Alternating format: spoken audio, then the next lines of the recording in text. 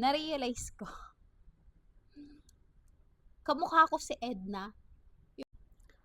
Wait lang, may chika ako. Mabilis lang. Yun. Nagpaalam ako sa partner ko na magugupit ako ng bangs. Kaya sabi ko, hindi ko feel yung ganyan lang yung buhok ko, walang bangs, ganun.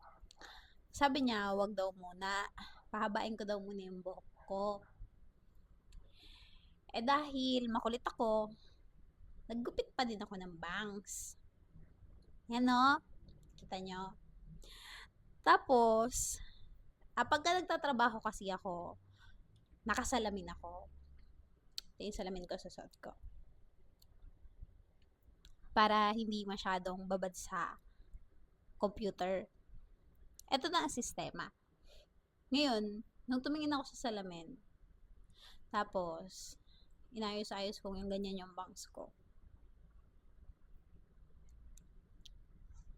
Ayaw lang niya maayos eh. So, inayos-ayos kong ganyan yung bangs ko. Ganyan. Tapos, ganyan. So, syempre magaganyan yan, di ba? Na-realize ko. Kamukha ko si Edna. Yung dun sa Incredible. Dapat nakinig na lang ako na hindi ako nag-bangs. Kaya, ayan. Pinipilit ko siyang nakaganyan kasi kapag bumababa siyang ganun. Sis, kamukha ko talaga si Edna.